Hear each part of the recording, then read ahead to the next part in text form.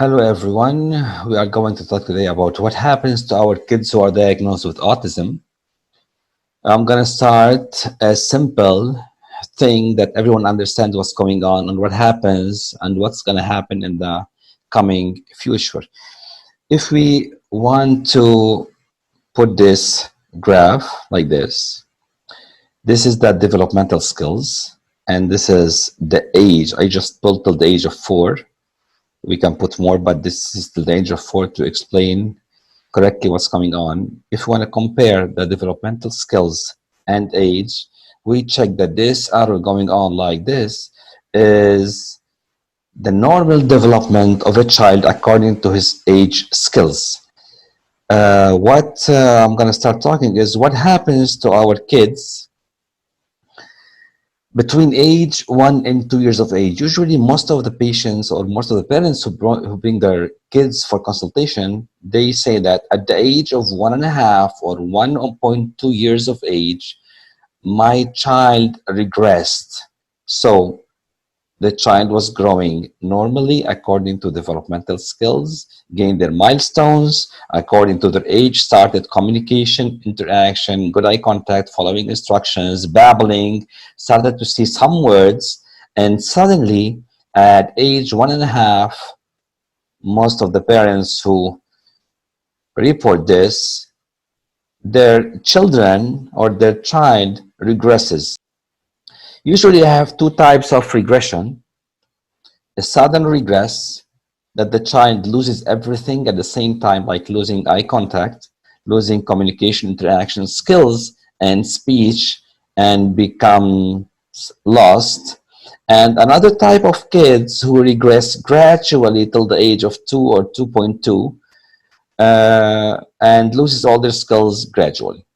So at this point, what happens? Usually at this point, parents start to search for the medical advices and they started uh, assessing their kids and they are diagnosed with ASD. Then the therapists or the doctors put them on early intervention program, which is like ABA, OT, ST, and all the other therapies. And children start to progress with age. This is an example. They start progressing with age and they gain some of the skills, but they don't progress according to their age groups. So this is the age group, and this is the progress of our autistic kids on therapies when they start therapies after the diagnosing them with ASD. So, and if we check at age 3, we can see a gap between the neurotypical child and the ASD child. And at age 4, we can see a huge gap between both children. So where is the medical intervention in this? As early as ASD is diagnosed, it means that our child was growing normally until something happened at this age and our children are regressing. So if a child was growing normally and gaining all the skills, motor and intellectual skills, and suddenly regresses, it means that something has happened at this age that regressed our kids. Usually, our bodies are made of genes, and everything not us are called epigenes. For example, these epigenes can play a positive or a negative role in our life.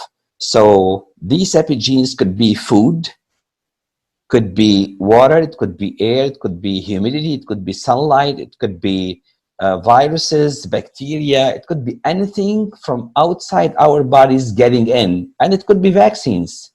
It could be injections, it could be antibiotics, it could be some medications, it could be milk formulas, it could be anything.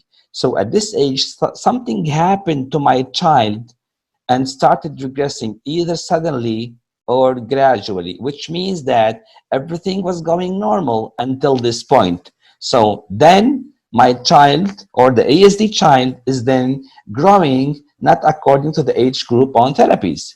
So what I can say that if we interfere by a medical intervention, especially biomedical interventions at younger ages, I just put an example of 3, it could be more, at younger ages or as early as we diagnose them, that we search for the problem and we search for the roots of the problem and not just treating the symptoms. Therapies are very important. ABA, speech therapy, occupational therapy, physical therapy are very important for our kids to gain their skills again. But these therapies are from outside. We need something to push our brains from inside, or the brains of these kids from inside, just to put them on the right track to learn. So I don't want my kid to be a slow learner and a gap will happen at age 5 or 6 or 7 or 8, and it's going to be too late for this child to go into school and to integrate or to start communicating and interacting again as equal to the age group. So as early as we start the medical intervention by diagnosing what is the problem, especially with biomedical interventions, then we can treat the roots and push these kids up as possible as we can, either to be partially normal or normal as a neurotypical child or very close to the neurotypical child. This is what I want to explain about the biomedical interventions and how biomedical interventions and how medicine, if we work from inside, can help our kids to progress and to integrate in the community and be as close or normal kids in the future. Thank you, everyone.